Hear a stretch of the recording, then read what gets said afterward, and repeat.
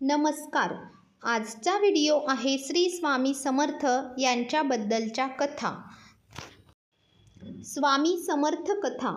सामर्थ्य आणि शक्तीचा योग्य उपयोग स्वामींनी दिला असा बोध. श्री स्वामी समर्थांच्या अनेक लीला आहेत आणि यातून आपल्याला शिकायला मिळतं. स्वामींनी आपल्या अनुभवातून प्रत्येकाला शिकवण दिली आहे असे आपण म्हणू शकतो. ही अशीच एक स्वामींची घटना आहे जी आपल्यासाठी प्रेरक ठरते. स्वामी समर्थ चोळप्पाच्या मुलांबरोबर गोट्या खेळत होते. स्वामी म्हणतात, जिंकायचं असेल तर नेम अचूक पाहिजे, लक्ष केंद्रित करावं लागतं. खेळ म्हटलं तर गोंगाट तर होणारच. चोळप्पाची सासू पारायण करत असते. तिला त्रास होतो. चोळप्पाची पत्नी स्वामींना थोड्या चिडक्या स्वरात, निदान थोड्या वेळपर्यंत तरी शांतता राखा असं म्हणते. स्वामी मान्य करतात, पण समज पण देतात. पारायण करताना खेळाचा आवाज ऐकू तरी कसा येतो? कोणतीही गोष्ट करताना एकाग्रता हवी. देवाचे नाव घेताना तर ती उच्च पातळीची हवी. चोळप्पा आपल्या एक स्नेहीजन वामनराव बडोदेकर यांना स्वामी दर्शनाला आणतो. वामनबुवा स्वामींना पाहतच राहतात. एका मुलाला भूक लागली म्हणून स्वामी आतून नैवेद्याचे अन्न आणून घास भरवतात. नैवेद्याचे अन्न आणताना चोळप्पाची सासू विरोध करते, पण स्वामी दुमानत नाही. स्वामी सांगतात, पोथी नुसती वाचू नका, आचरणात आणा. अंधश्रद्धा, सोवळं ओवळं यांच्या जास्त नादी लागू नका. चोळप्पाची पत्नी आणि सासू चोळप्पांजवळ तक्रार करतात, पण चोळप्पा काही ऐकत नाही. तिकडे शास्त्री बुवा वामनबुवांना स्वामींबद्दल घालून पाडून बोलतात. मग ते वामनबुवाला घेऊन आपल्या गुरु घोलपस्वामींकडे जातात. घोलपस्वामी मूठभर मातीला सोन्याच्या नाण्यात बदलून चमत्कार दाखवतात.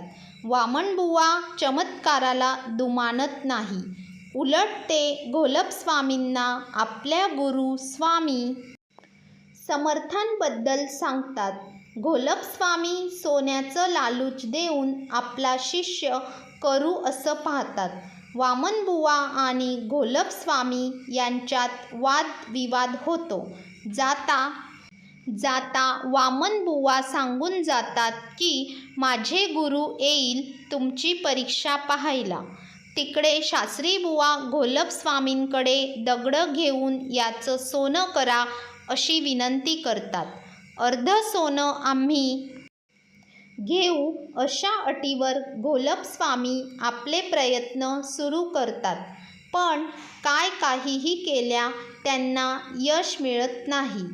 त्यांना वाटतं की वामनबुवांनी आपली विद्या हिरावली आहे, म्हणून सूड घ्यायला घोलपस्वामी धर्मशाळेत जातात.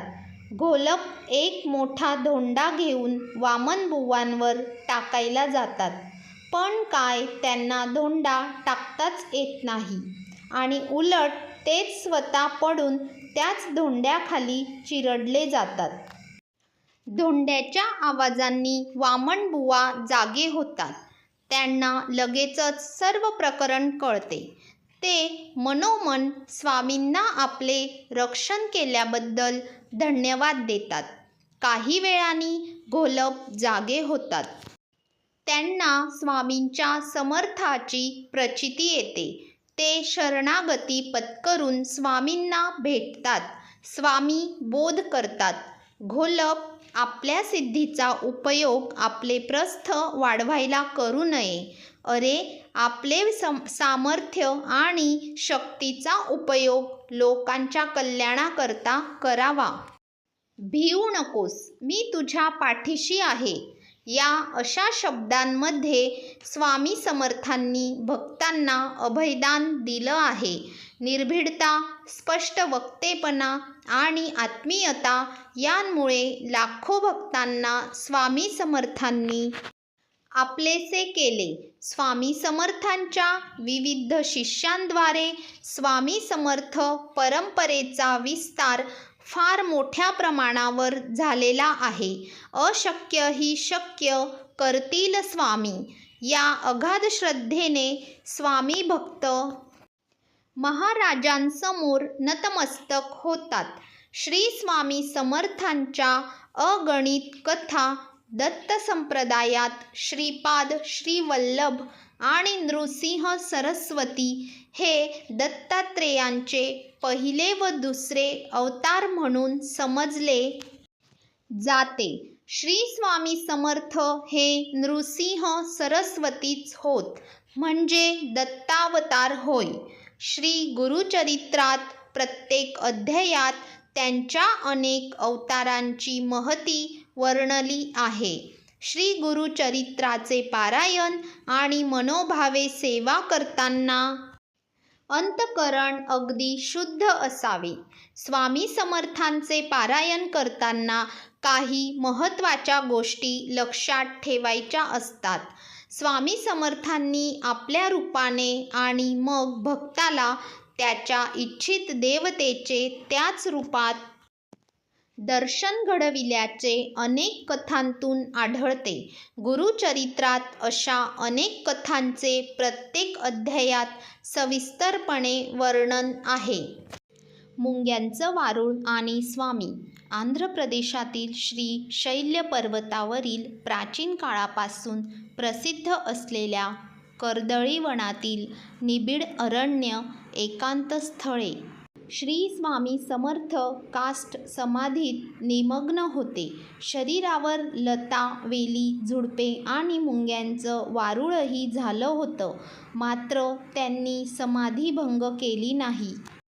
एके दिवशी एका लाकूडतोड्याने वारुळावरील वेलीवर लाकडे तोडताना घाव घातला. तो घाव वारूळ फोडून श्री स्वामी समर्थांच्या मांडीवर बसला. श्री पाठोपाठ मांडीतून रक्तांची चिळकांडी उडाली. लाकूडतोड्या भयभीत झाला. इतक्यात त्यांची समाधी भंग पावली. ते देहभानावर आले. लाकूडतोड्यास अभयदान दिले. तपस्या संपवून इथूनच श्री स्वामी समर्थ विश्वकल्याणासाठी बाहेर पडले. हेच ते चौथी दत्तावतारी सद्गुरू श्री स्वामी समर्थ होत. स्वामींचा जन्म कधी झाला, कोठे झाला याची नोंद कुठे आढळत नाही. स्वामींच्या बोलण्यातून कधी त्यांचा उलगडा झाला नाही, म्हणूनच त्यांचा प्रकट दिन साजरा केला जातो. तर मित्रांनो, पुन्हा भेटूया एक नवीन व्हिडिओ घेऊन. चॅनलला सबस्क्राईब करा. धन्यवाद.